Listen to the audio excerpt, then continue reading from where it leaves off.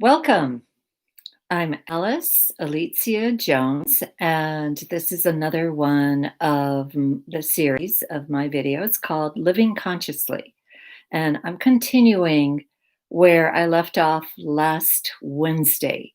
On Friday, I did a tribute to the victims of 9/11 and just was in a very quiet, almost a very sorrowful place. Um, they didn't really realize how much of that was still affecting me, but it absolutely was. And I felt that since it was 9/11, it was only fair that I do a tribute to that day. Today we continue with limiting beliefs. And the amazing thing with beliefs is that you do not really recognize as a human being how they do work at limiting you. Um, I'll share with you an experience that I had when I was typing. This was maybe 20 years ago, somewhere in the neighborhood of 20, 25 years ago. But I was at the typewriter, and all of a sudden, I was at the computer, and all of a sudden, I absolutely became paralyzed. And I sat there. Hi, Philippe. Welcome. And hi, Karina. Welcome.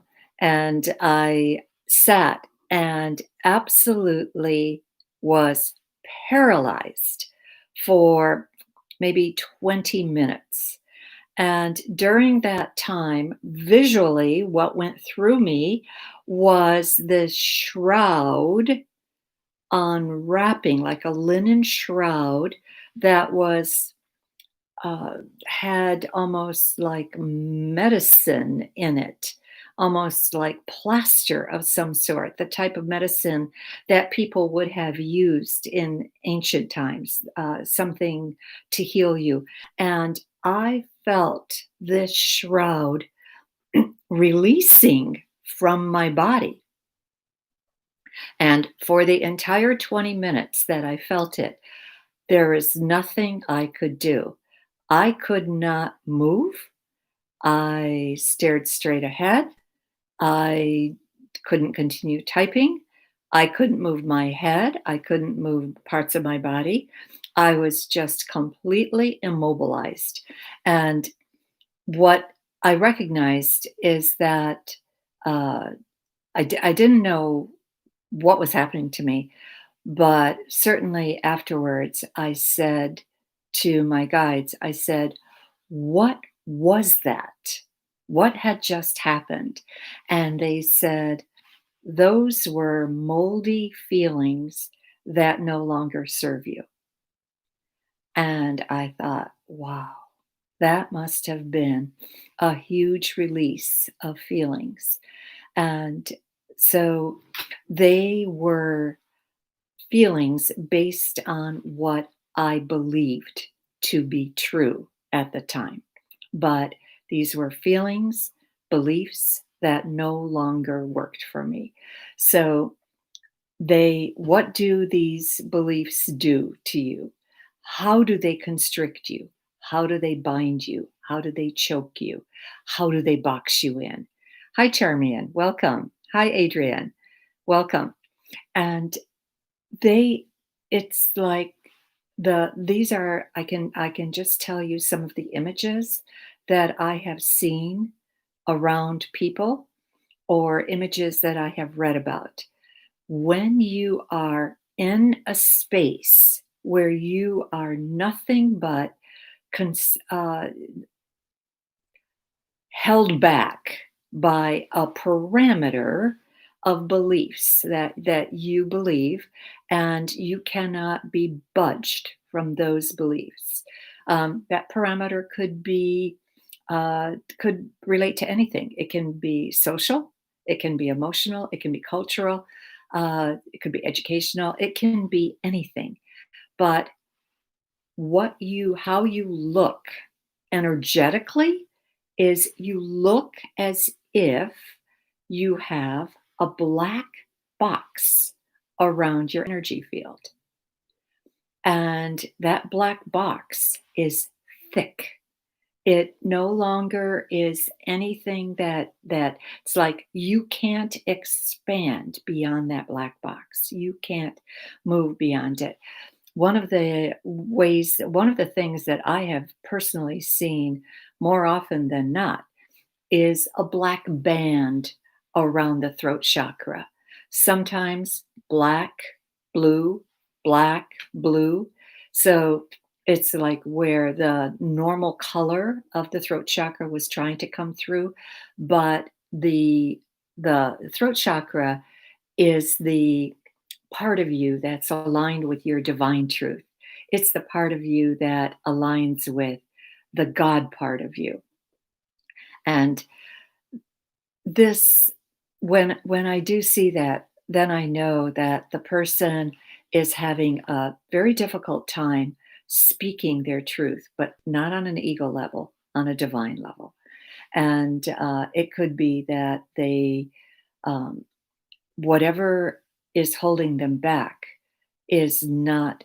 It's gripping them. It's like a vice. It might as well be um, there and a type of I mean, it's for all intents and purposes, it absolutely holds you back. It constricts you. And it doesn't matter what the reason is. You could, yeah, how many times have you heard, well, it was just a little white lie, or I didn't want to hurt the person that I was talking to, or I didn't want to make waves. There is a way of speaking your truth without compromising yourself. You can precede it by statements like, it has been my experience that.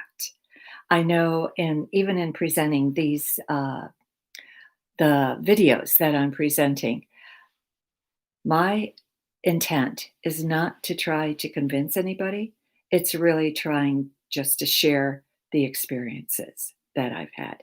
And in sharing the experiences, I want to, my goal is that, and hope is that it gives you the opportunity to share your experiences if you're having experiences that are outside of the norm, outside of the realm of what's maybe socially acceptable, and have not been willing to share them. So the whole thing with limiting beliefs that is so critical is that when you have limiting beliefs or beliefs of any type, there is no possibility of another path. There is no possibility of another way of thinking because your beliefs basically hold you, and almost as if you were bound, totally bound up in physicality, because the belief systems bind up your emotional or your mental body. And they are just as restrictive as if you were bound up physically. So, uh, another example that I wanted to share with you was when I was 15. I had I was at Mount Mercy Academy. It was an all-girls school. It was run by the Nuns of Mercy, and it was called Mount Mercy. It was a beautiful place and really educated women to be leaders. And I can remember, of course, we had religious studies every day. We went to mass every day, and I can remember feeling so absolutely glorious, having this wave of kind of like ecstasy come over me because, of course, the tenets of my faith, Polish Catholic, was that we were the chosen ones. We were the ones that were chosen to go to heaven, No one else was. And I just felt so privileged. I felt so ecstatic, so happy. And I thought then never really questioned it. I think my mind at that point was just that what was given to me was to me by my nuns, the nuns that taught me what because at that point I didn't have any other teachers except nuns. So religion was drummed in daily, basically, and the but I never questioned it until I reached 21. And I have spoken about this before, but it was at age 21 that was the first time that I went to worked for a hotel, a resort hotel in the Catskill Mountains, and it was run by a Jewish lady. And then I looked at her and I thought, this woman is one of the most gracious, generous, loving, giving people whose kindnesses extend to everybody. But my religion tells me that because she's Jewish, she's condemned to hell. And then I thought, how can that be? So that was the first chink in the armor of faith that had been built up against around me. And from that point on, I just slowly, very, very slowly started to question what it was that was happening. I've gotten to the point where there's over 7 billion people on the planet. There are 7 billion ways to God, 7 billion paths to God. And I feel very, very comfortable with that belief system. And I feel it's if we could just let go of the acronym, we are right, which is really war. We, W, R, A, W, A, R, right. We are right. That's the acronym. War is the acronym for we are right. And in every case, there has, I once read that since recorded history, there has only been 40 years of recorded history without a war on this planet. And at any given time, there are probably up to 40 wars raging somewhere. And that to me is so tragic because effectively we need to be a little bit more charitable with other people's beliefs and just know that's where they are. What they that's what they stand for. They get to the vibrational level, to a certain vibrational level, and sometimes they get stuck in that, and that's okay. And but how do the beliefs in your head, how do they affect you? How can they affect you? That tape that plays for you can do nothing but spin negative words towards your day, towards your regarding your health, regarding your upbringing, regarding anything that you are doing that is uh, and it actually is going to affect every single thing you think, say, and do. Where does that tape come from? Originally, your first experience with people who place that tape in your head are your parents. And your parents or your caregivers, because your parents may not have raised you. It might have been somebody else. And those caregivers are the ones that are going to be effectively your first line of defense or your first line of undoing. And so you really have to pay attention to what it is that you believe that was actually given to you by the first people that knew you. And then that takes you to the next f- place of influence, your schools and your culture. Your culture can tell you one thing. I mean, I always have to think back and remember that to a cannibal, God is a cannibal. To somebody else that, let's say, believes in voodoo, they might believe that taking a doll and labeling that doll with the name of a person and sticking pins into that doll can actually cause damage to the person that they're wanting to cause damage to. If the person that they want to cause damage to does believe in voodoo and hears about this, absolutely they can be damaged to the point of death. They absolutely can experience uh, the very, very darkest of emotions and draw the lowest vibrations to them. Your your schools, the education that you get, the whole purpose of an education is to broaden your experience, broaden your knowledge. If you don't have that um, experience, uh, if you're that's the whole thing that sometimes that so saddens me is that education in the United States is free all the way up to 12th grade.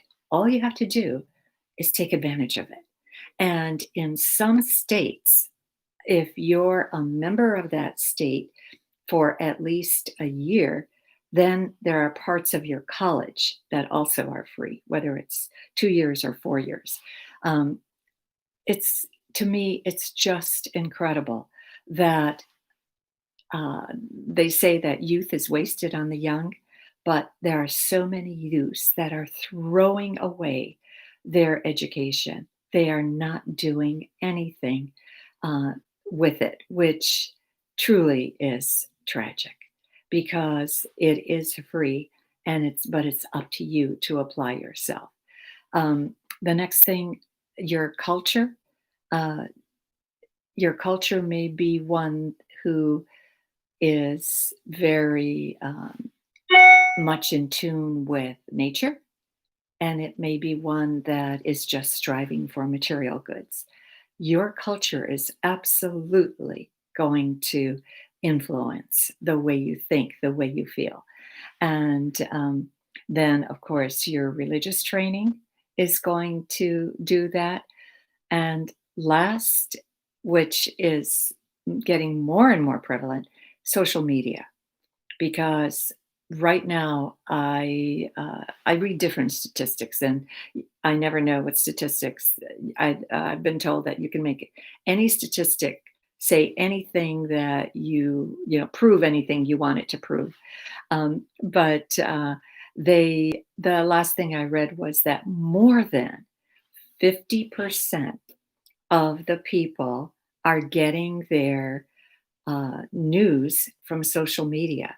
And obviously, what sites do they go to? The ones they harmonize with, the ones that they relate to. I was told once, and I truly do believe that this is a great way to judge, to become an independent thinker. They said, if you really want to know the truth, read the most liberal side of something and then read the most conservative side of something. Like in England, I can remember for the conservative side, they said, read The Economist. And for the liberal side, read any one of their, what they call their daily rags. But it made sense to me. It absolutely made sense. So do remember that for everything that that adheres to one side, there can't be a heads without a tail. There's always the flip side to the coin. So effectively, I think that that's one of the benefits from the coronavirus right now is that we do have some of us, not all of us, obviously, but some of us do have the luxury of having a little bit more time to effectively evaluate what is happening out there and to just see if this is something that what is happening, is it something that we really do believe, or is it something that's being thrust on us? So evaluate that, think about it, and decide for yourself. I thank you for watching. I will see you on Wednesday.